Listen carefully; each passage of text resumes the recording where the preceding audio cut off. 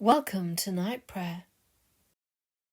As we settle down in prayer, so let us open our hearts, our minds, to the word of Scripture.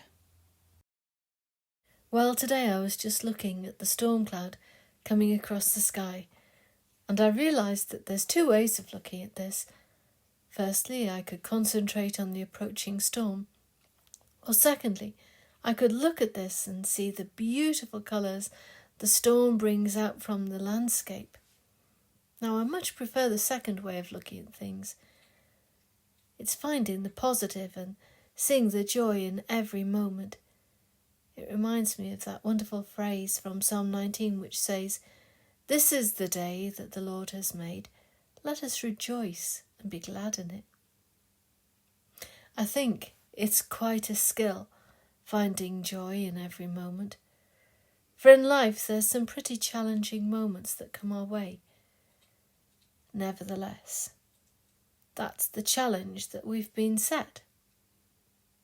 To try and rejoice no matter what. But of course, there are bound to be times when rejoicing is just beyond us. And in these moments, we have the opportunity to call on the Lord and ask Him that His love enfold and protect us. And if that's how you feel, I pray that the Lord does enfold and protect you in His love.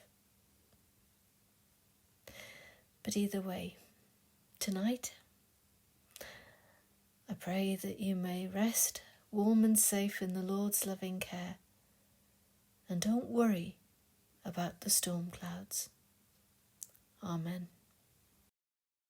And so, Father, we come to you in prayer, asking for your peace and blessing, that your holy angels may watch over us and those whom we love and care for.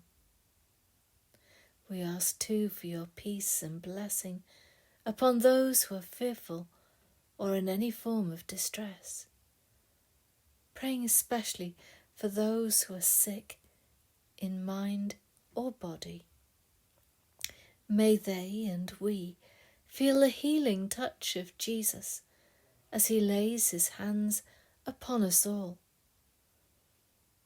We pray that we may receive your comfort and blessing, and we ask for your peace to calm our worries, fears and anxieties, knowing that you understand and care.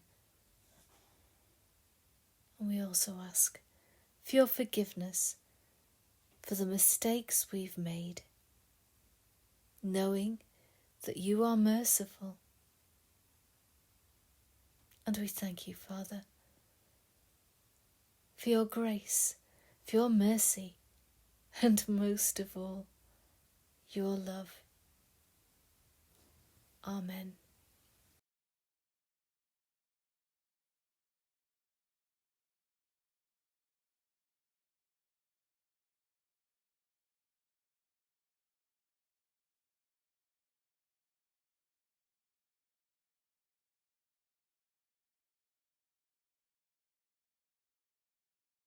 Rejoicing in God's new creation, let us pray with confidence, as our Saviour has taught us.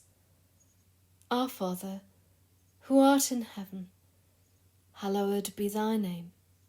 Thy kingdom come, thy will be done, on earth as it is in heaven. Give us this day our daily bread, and forgive us our trespasses, as we forgive those who trespass against us. And lead us not into temptation, but deliver us from evil. For thine is the kingdom, the power, and the glory, for ever and ever. Amen.